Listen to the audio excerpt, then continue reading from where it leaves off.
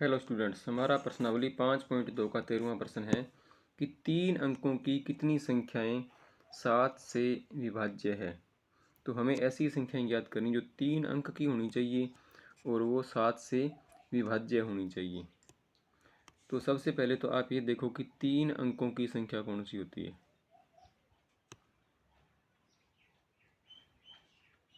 3 अंकों की पहली संख्या होती है 100, 101, 102, 3, इसी प्रकार से 999। 1000 जो है उसमें 4 अंक हो गए, 1 1 और 3 0। तो हमें 3 अंकों वाली संख्या ज्ञात करनी जिनमें 7 का भाग जाता हो। तो यहाँ तो आप अनुमान लगा सकते हो कि 100, 101, 2, 3, 4, 5 आएगा। तो आपको पता है कि 15 के पहाड़े में 105 आता है। तो 3 अंकों की 7 से विभाज्य संख्याएं ऐसी संख्याएं जिनमें 7 का भाग जाएगा और 3 अंकों की होगी। तो पहली रकम हमारे पास 3 अंकों की है 100। अगर हम देखो 100 में भाग करें 7 का, 7 एकम 7, बचेगा 3, 30, 7 चौके 28, बच गया 2। यानी 7 का भाग पूरा पूरा जाएगा। 14 पर भाग करें तो आएगा 98। 98 2 अंकों की संख्या है, हमें चाहिए 3 अंकों की संख्या। तो यहाँ पर 2 बच गया। अगर ये संख्या 2 ना होकर के 7 होती, शेषफल 2 ना करके यहाँ पर 7 आता, यानी 5 बढ़ जाए तो भाग क्या हो जाएगा, पूरा पूरा चला जाएगा। फिर 5 बढ़ाने पर क्या बनेगा, 100 की जगह पर 105 आ जाएगा। और 105 में 7 का भाग करेंगे तो क्या होगा, पूरा पूरा चला जाएगा। 15 पर 5 7 35, बच गया 0।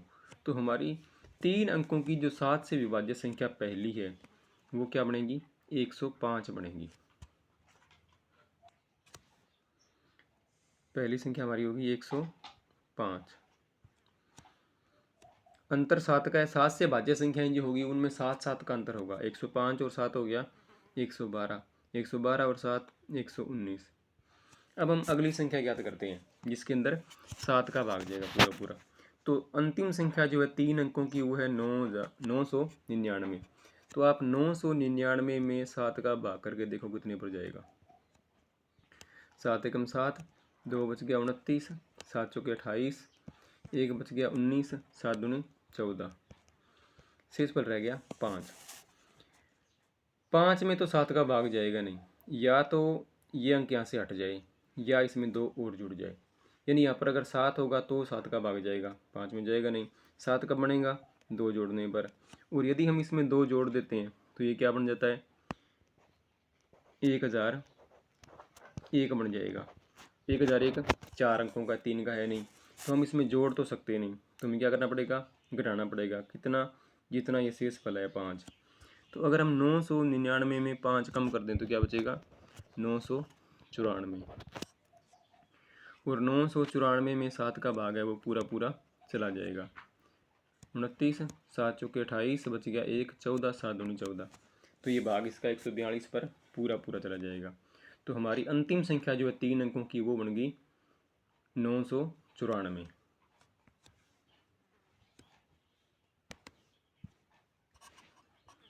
ये लास्ट संख्या हमारी होगी 994, जिसमें 7 का भाग है वो पूरा पूरा जाएगा। अब ये सारी संख्याएं 7 से विभाज्य है, सब में 7 का अंतर है, इसलिए ये एक समांतर श्रेणी के रूप में है। जिसमें से इसका पहला पद तो है a का मान 105। सारावंतर d जो हो जाएगा, 7 से भाज्य तो 7 ही है, उसे घटाएंगे तो भी 7 ही आएगा। 112 में 105 घटाएंगे तो बच गया 7। n का मान हमें ज्ञात करना है कि ये सारी संख्या है कितनी, 105 से लेकर के 994 तक। और हमें जो मान दे रखा है 994 अंतिम पद, वो किसका मान हो जाएगा, an का मान हमारे पास हो गया 994। तो an का मान 994 है, a का 105, d का 7, n का मान अब हम ज्ञात कर लेंगे। an का मान हो गया हमारे पास में 994। तो सूत्र होता है an का a plus n minus 1d बराबर 994।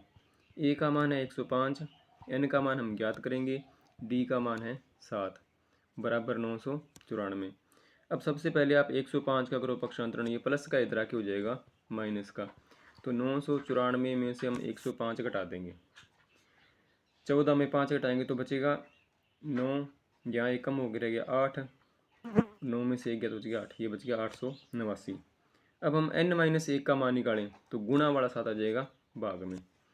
7 का भाग कर देंगे, 7 एकम 7, 1 बच गया 18, 7 दूनी 14, 18 में 14 घटाएंगे 4 बचेगा, 49 में 7 का भाग जाएगा 7 पर, तो ये आ गया 127।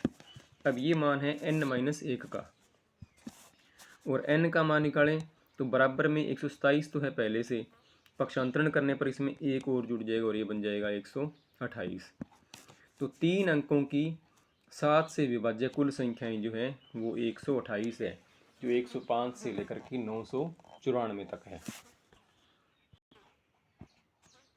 हमारा अगला प्रश्न है 14वां कि 10 और 250 के बीच में 4 के कितने गुणज है। अब हमें पता है कि 4 के जो गुणज होते हैं वो 4 के पहाड़े में आते हैं,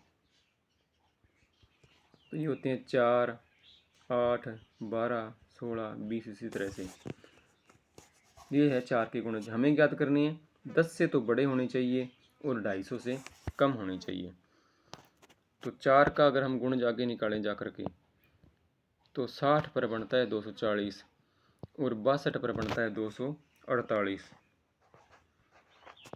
और 63 पे बन जाएगा 252। तो ऐसी संख्याएं, ऐसे गुणज, ये तो 4 के गुणज है। अब हमें ज्ञात करने हैं 10 और 250 के बीच में 4 के गुणज कौन कौन से होंगे। तो 4 और 8 तो छोटे रह गए, 12 आ गया 10 से बड़ा, 12 और 4 16, 16 और 4 20। लास्ट में हमारे पास था 250 वैसे तो, और अगर निकालें तो 248 और 252 बनता, छोटा 248 हो गया। अगर हम ऐसे नहीं करते हैं तो आप 250 के अंदर 4 का भाग कर लो, कितने पर जाएगा, 6 चौके 24, घटाएंगे बच गया 1, 10, 4 दुए 8, शेष फल बच गया 2। जो शेष फल आ गया हमारे पास में 2, इसको इसमें से घटा दो, 250 में 2 घटाएंगे तो क्या बचेगा 248। तो अंतिम संख्या जो होगी वो 248 हमारे पास में बच जाएगी, जो 4 से भाज्य है।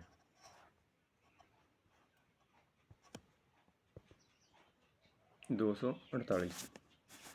तो ये सारे मान जो एक समांतर श्रेणी के रूप में, जिसमें ए का मान तो है 12, डी का मान 16 - 12 हो गया 4, एन का मान ज्ञात करेंगे कि है कितने, ये अंतिम पद ए एन हो गया 248। तो अब आप सूत्र लगाओ, ए एन का मान तो है 248, सूत्र लगाओ ए एन का, ए प्लस एन -1 डी बराबर 248। तो इसमें देखो कि ए का मान तो हमारे पास में है 12, एन का मान हमें ज्ञात करना है, डी का मान है 4 बराबर 248, 12 प्लस का पक्षांतरण करने पर इधर आके हो जाएगा माइनस का, 248 में 12 घटा देंगे तो बचेगा 236, और n-1 का मान निकालें तो गुणा वाला 4 आ जाएगा भाग में, 236 में 4 का भाग कर दो, 4 × 5 = 20 और 9 × 4 = 36, तो ये मान आ गया हमारे पास में 59। ये है n-1 का, और n का मान निकालें तो 59 में एक और जुड़ जाएगा, 59 पहले से है, माइनस का एक इधर था वो इधर आके हो गया प्लस का, तो ये बन गया 60। तो कुल 60 संख्याएं ऐसी है जो 10 और 250 के बीच में है और 4 के वो गुणज है।